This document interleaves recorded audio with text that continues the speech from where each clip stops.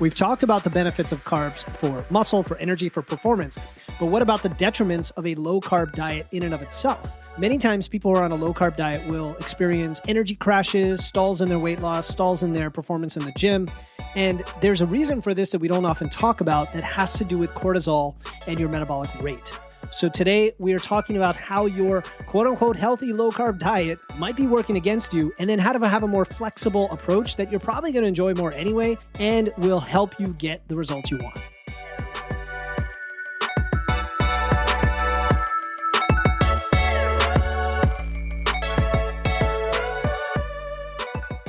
Welcome to Wits and Weights, the show that helps you build a strong, healthy physique using evidence, engineering, and efficiency. I'm your host, Philip Pape, and today we're talking about carbs again, but from a different angle. There is a connection between lower carb diets and both cortisol and your metabolic rate that I think is really, really important and causes things like stalled fat loss, like crashing energy, feeling unusually stressed. And many people experience these symptoms, but they don't connect them to their carbohydrate intake. The research now suggests that there is a physiological reason for this. There is a hormonal chain reaction that can slow your metabolism and potentially make fat loss harder, not easier. Obviously, anything that reduces your expenditure, your metabolism, the amount of calories you burn every day is going to make this harder because you're going to have to eat less potentially to maintain the deficit, or you're going to have slower fat loss at the same intake. And of course, the less you eat, the less energy you have, the hungrier you are. There's a cascade of things that are just not good. We always want a higher level of energy, a higher level of energy flux, even when we're trying to go for fat loss. And while the keto community, the low carb communities, everyone who's just low carb, maybe even carnivore, they often dismiss these concerns or they say that there are other reasons.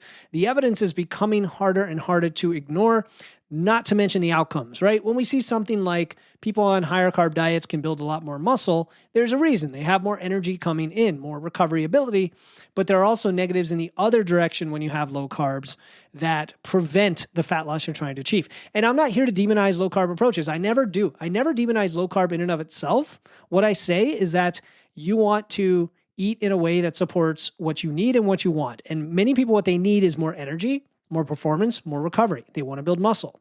What you want is foods that you enjoy, a lifestyle, right? To be able to go out to eat, to be able to not say no all the time. So when you combine these together, for most people, that generally means moderate to higher carbs, and you can absolutely get all the amazing body composition results you want doing that. We talk about it all the time.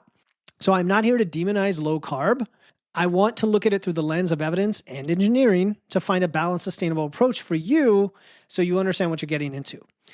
And before we get into all of that, if you just want the guide to learn exactly how to set up your macros and your calories and everything else, I do have a guide that is super popular. It's on flexible dieting, and you can use the link in the show notes or go to witsandweights.com/free.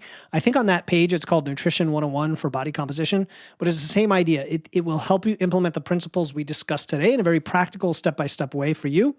And just go download that using the link in the show notes. So let's talk about this. I'll call it hidden connection between your carb intake, your stress, and your metabolism. And it helps to understand what happens in your body when you significantly restrict carbohydrates. Because at its core, your body receives or perceives severe carb restriction as a form of stress. The fact that you don't, quote unquote, need carbs to survive is a red herring, right? Because we're not trying to just survive. We're trying to thrive. We're trying to have all the things that we want to achieve our goals and live a great life. And research has consistently shown that low carbohydrate diets increase cortisol. What is cortisol? It's effectively the stress hormone. And a study published in the Journal of Clinical Endocrinology and Metabolism found that when compared to a moderate carb diet, low carb approaches led to significantly higher cortisol concentrations over an 8-week intervention period. And cortisol is what allows you to respond to threats. So when your carbohydrate intake drops too low, or it's intentionally low, your body faces a few challenges. First of all, glucose availability for your brain and muscles goes down. Secondly, your body has to find alternative fuel. And thirdly, this then requires substantial adaptation in your metabolism, and all of these trigger a stress response. There's research that shows cortisol levels consistently increase on a keto diet. And keto is essentially an extreme form of carb restriction. And the reason this matters is because chronically elevated cortisol is linked to a ton of negative effects. I know we've talked about stress often on this podcast, but it can't be understated how impactful stress is to your metabolism and conversely to metabolic dysfunction when it's high. And low carb folks are going to say that, hey, this is going to be temporary, right? This cortisol increase is temporary. It's part of adaptation. And there's always some truth to that when there's ever any change to your lifestyle. But for many people, especially when you have other forms of stress, which is pretty much everybody, every human being who has work, family, even your training is stress. This is just additional hormonal strain on top of that stack of stress that is going to become problematic when you sustain it. Right? When you sustain it. And this is regardless of weight loss. Okay. So we're not even talking about just when you're in a calorie deficit. We're talking about when you're not in a calorie deficit and you're restricting carbs. It is going to increase your cortisol levels compared to a moderate fat or moderate carb diet. Right? So in other words, the cortisol response is not about the weight loss. It's specifically related to the carb restriction. And that's what brings me to an important point. Your body does not distinguish between different types of stress. Yes, there's all the chronic perceived stress in our life, like your deadline at work. There's the hormetic or acute stressor, like your intense training session. There's stress from doing too much cardio. Some of us have, right? And then there's stress when you're dieting. But when you're not dieting, there's also stress from severe carb restriction regardless. And guess what? It all triggers the same hormonal cascade. Your cortisol levels remain chronically elevated. And then this affects your metabolic rate, which is the next piece of the puzzle. Okay, so that's why this is important. We've established that low carb diets increase cortisol. Okay, even in the absence of a calorie deficit. So where things get interesting here is that your metabolism, which is made up of multiple components, one of which is just your BMR, your basal metabolic rate, which is like 2/3 of your daily calorie burn. It's like the foundation of your metabolism. If your cortisol is sustained and it's high, right? If what am I trying to say? If you have sustained high cortisol, it is going to suppress your thyroid stimulating hormone, that's your TSH, the production of your TSH, and that then impacts the thyroid hormones that regulate your metabolism. So your thyroid gland, right, which is in your neck, it's like that butterfly-shaped gland. It produces hormones that control how quickly your body burns calories. So it's like a thermoregulator, some people call it. And when cortisol interferes with that, then your metabolic rate is going to slow down. It's all a cascade. Right. And so we don't know the exact impact, but for someone with like a resting rate of, let's say, 1,200 to 1,500 calories, if you had a 20% suppression, then that would be like up to 300 fewer calories a day. And that's almost like 30 pounds of weight gain every year or lack of weight loss. You know what I mean? Like, just to give you the numbers, a few hundred calories a day can make a big difference to many of us, especially smaller people, women, petite women, like whose rates are fairly low. Now it just makes it lower. It makes it even harder. Also, this isn't just about cortisol, because when you cut carbs, a few other things happen to your metabolism. The first thing is that your body becomes more efficient at conserving energy, an adaptation that's effectively designed to keep you alive during food scarcity. And the lack of carbohydrates can give your body the feeling that it doesn't have enough nutrients or enough food or enough energy, even when you're not in a calorie deficit. Again, I'm trying to hammer home the point that this is above and beyond and independent of dieting itself. This is the low carb aspect of it in and of itself. The second thing is that having low carbs means you're going to deplete your glycogen very quickly. That could also result in water loss and, give you the phantom appearance that you've lost weight because it's glycogen, it's water weight. And then it masks what's actually happening, creating the illusion of progress when your metabolism might actually be slowing. And so this is a big problem when you go from like higher carbs to lower carbs very quickly. Sometimes that actually happens on purpose when you go into a fat loss phase. But when you understand that happens, it's fine. The problem is that the glycogen depletion also affects your workouts, your performance, your energy, all of that. That's a different issue, but it still adds to the stress. So if you don't have to be on lower carbs, even when you're dieting, it can be helpful. This is why I sometimes ask people to trade off some protein and carbs, depending on the energy that they need. The third thing here is that when you have long-term carb restriction, right? The research has shown that this can reduce your T3 thyroid hormone. And that is yet another, let's say, dampener on your metabolic rate, affecting everything. It affects everything. It affects your stress response, your mood, your digestion, your immune system, your libido, of course, your metabolism, and then your energy levels. It's all connected, right? And then we've talked about this on other podcasts, so it wasn't really part of today's episode, but just remember that muscle breakdown, also called catabolism, right? When you have more cortisol, it's going to increase the breakdown. It's like your body's way of trying to grab energy wherever it can. And since muscle tissue is metabolically active, of course, and you lose it, it's not good. It's not good when you lose muscle, which is going to just further reduce your calorie burn as well. So when you combine all these changes from low carb, just losing weight, losing fat is going to be progressively harder over time simply because you were on lower carbs. And that's why a lot of people get initial success with these diets and then they hit these huge plateaus. I used to think it was just because, you're losing water weight fast, so you think you're in the right deficit. Then that slows down. You're no longer in the deficit. You feel like you're in a plateau. Really, you just need to lower the calories. No, it's actually a lot worse than that. It's a lot worse than that. There are actually compounding effects above and beyond that related to the cortisol carbohydrate connection. So, those are the issues when you have carb restriction. And a lot of people listening to the show, or maybe this is the first episode you've ever heard, you're like, well, what else do I do? I've heard that cutting carbs, carbs make you fat, right? That's a myth. We know that's a myth at this point. Energy balance is what causes you to get fat or lose weight. It has nothing to do with carbs, it just has to do with calories. But we know people have been conditioned to think that carbs are bad in some way.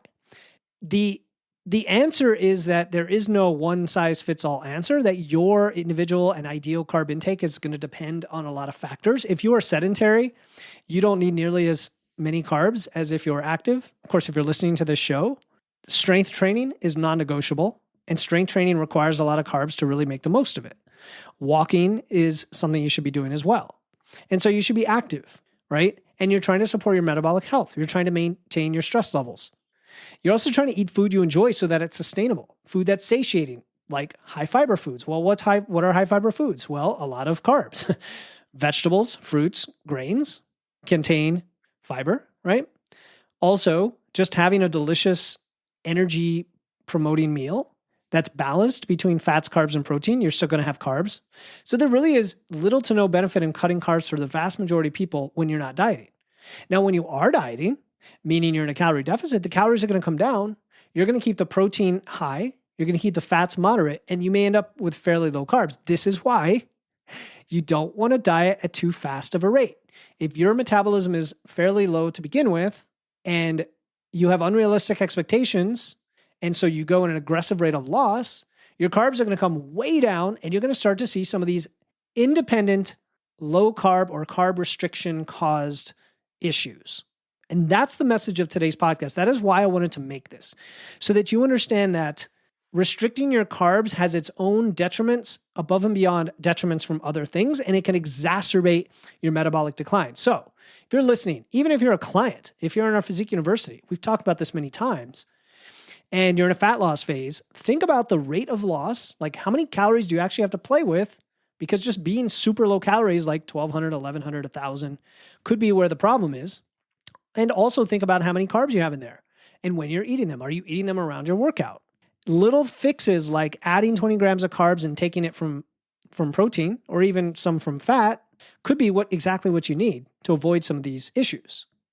And we also have studies showing, I'll say, the other side of the same coin. In other words, what happens when you increase your carbs? Well, again, as part of a healthy whole food diet, right? Dietary pattern. I don't mean processed carbs like pizza, donuts, muffins. Those aren't carbs, right? Those are processed carbohydrates, fats, and sugars. That's not carbs, right? Carbs would be an apple, right? Or a whole grain piece of bread is a carb. Studies show that increasing those carbs may reduce circulating cortisol and then dampen the associated psychological stress-related responsiveness.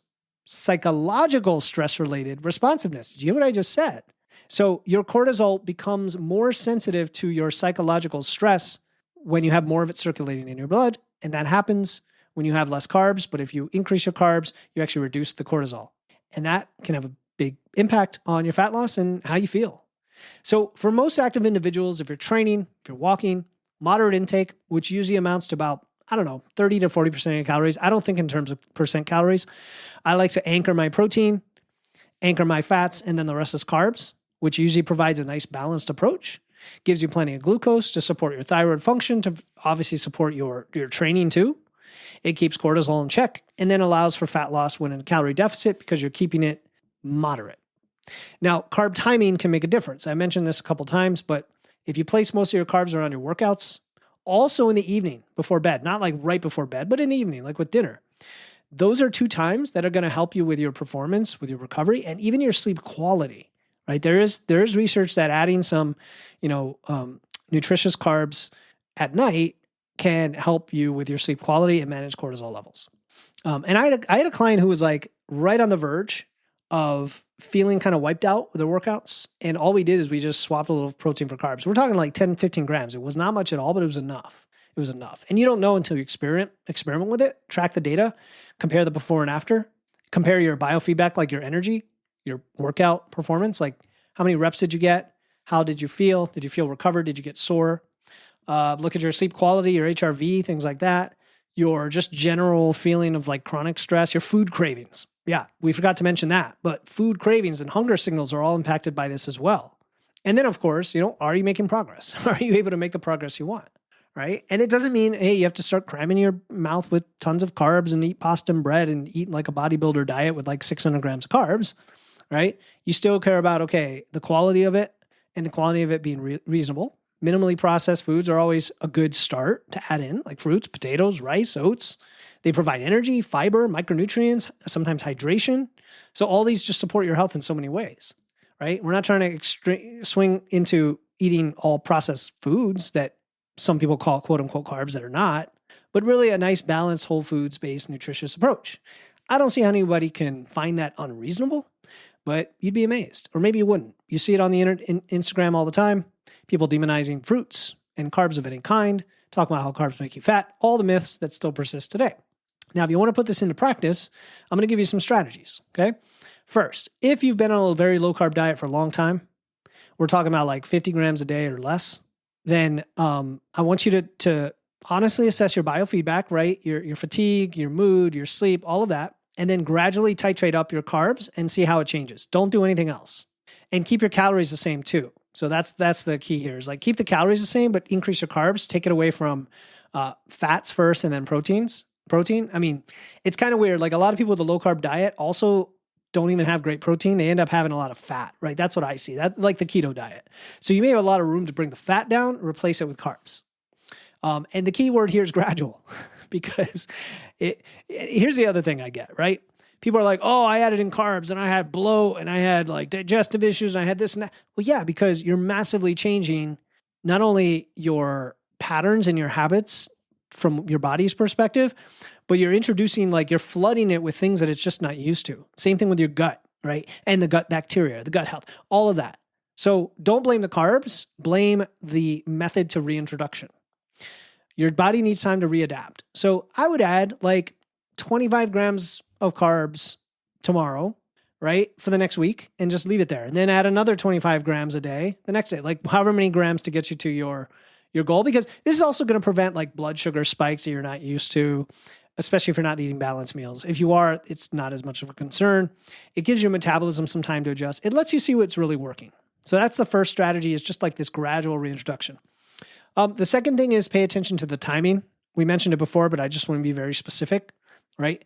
Having some carbs in the evening can help reduce cortisol, and eating carbs around your workout is going to match your activity level, your training days, or your training, especially for those intense sessions.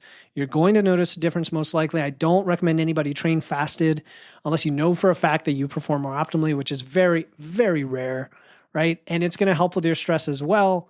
On rest days, yeah, could you reduce carbs slightly and do some slightly and do carb cycling? Maybe. I generally recommend most people just keep it consistent day to day, and then see if it helps to change, to deviate from that, but just start there.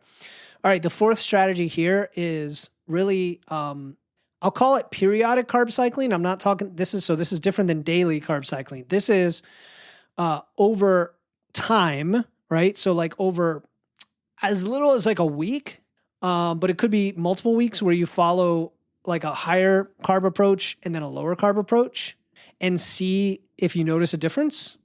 And I only like that so that you can both play around with what refeeds feel like how when you flood your system with carbs, what it does for you, but then also see the difference when you do restrict carbs and build that sensitivity. And this is more of an experimental thing to see, like prove to yourself that there's a certain optimal level of carbs for you.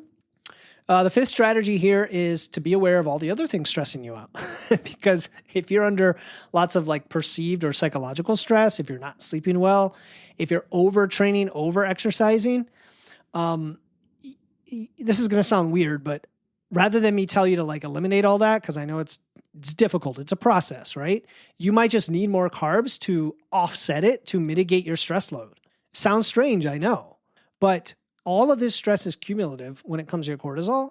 So at the very least, not restricting carbs when you have all those stressors is a good start, but even flooding your body with more may be the way to go. And the reason I included this in here is a lot of my clients come to me like they're just stressed. They're under eating. They're not training, right? And we want to get them doing all these things, but one of the first things I have them do is start tracking their food and try to eat more carbs. That's usually what happens, or more protein as well. You know, because I'll have female clients who say, I can't eat that many carbs. I can't eat 100 grams of carbs, or I can't eat 200, whatever it is. And I'm like, it's okay. We're going to titrate up, right? Here's some ideas. Here's some lists. Let's start incorporating this. Let's scale this up. And a lot of times they're like, oh my gosh, like I feel so energized. I feel like I can do so much. I feel like I've got a new lease on life. You know, I'm not gaining weight, but I'm feeling better. I'm able to push more in the gym. It starts to like offload some of the stress for them. And that's why we know that there's this hormonal connection with carbs, right? The last thing is you want to track all the things you care about when comparing lower to higher carbs. So energy levels, sleep quality, workout performance, well-being, mental health, it doesn't matter. You pick it. Pick what those are. I have a set of markers that I use with clients, but you may want to track whatever makes sense for you, hunger signals, etc. The goal is to find that sweet spot, right? You don't have to eat lots and lots of carbs, but generally a low or very low carb approach is not going to work for most people, whether you're a man, a woman, over 40, under 40, it doesn't matter. Don't tell me, hey, I'm a woman over 40 in peri-post-menopause, so I've been told I need to eat low carbs. No, usually it's the opposite. Usually you're not eating enough carbs to support optimal hormone function, metabolism. You're impeding your fat loss progress. Eat those carbs. All right. So the neat thing about all of this is the body is complex. So these relationships tend to be bidirectional, you know, like the cortisol levels reflect how your metabolism is varying, right? Independent of psychological stress. And we know that baseline concentrations of plasma cortisol actually vary with your metabolic rate based on your mass, like based on your body mass. So what this means is that cortisol is not just influencing your metabolism, it is a component of your metabolic process. It actually regulates the energy production and utilization in your body, very much like thyroid, right? It's bidirectional. And that means it suggests that optimizing metabolic health is not about your macros or calories. It's about creating the best lower stress hormonal environment to support efficient, energy flux, energy production, using the energy, using the nutrients.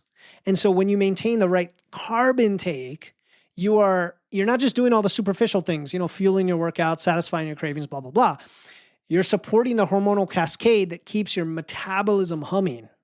And then, acute stress, that can suppress appetite in the short term, but chronic stress can increase your consumption of highly palatable foods, especially carb-rich palatable foods, interestingly, carb-rich, fat-rich, sugar-rich, and that can increase your visceral adiposity, which is your belly fat, cause weight gain, all the things. And that also explains why extremely restrictive diets usually lead to rebound overeating and then weight regain. Another reason we don't want to restrict carbs. So if you can find that sweet spot of your carbs, then you're kind of optimizing this whole ecosystem in your body that determines your body composition and your energy, your longevity, your health, all of it, right? So carbs are not good or bad. They have a role in your body's hormones. It's hormonal milieu, symphony, whatever you want to call it.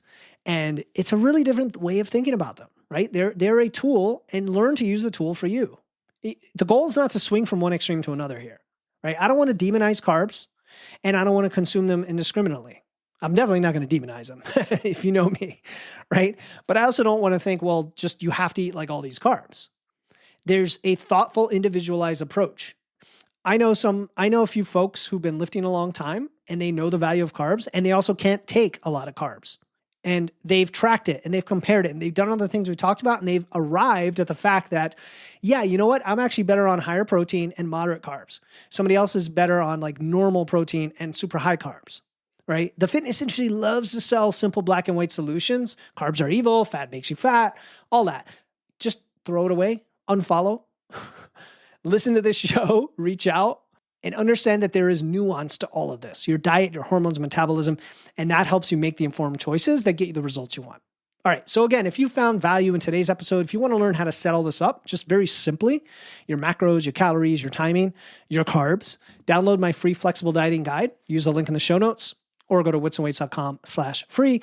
Again, it might be called Nutrition 101 on that page, but the flexible dieting guide is going to help you implement the principles we discussed today. Very step-by-step, simple, personalized to you to support your metabolism, help you achieve your physique goals without all of this restriction or all of this stress. All right, until next time, keep using your wits, lifting those weights, and remember that strategic carb intake can help keep your stress in check and your metabolism firing on all cylinders. I'll talk to you next time here on the Wits and Weights podcast.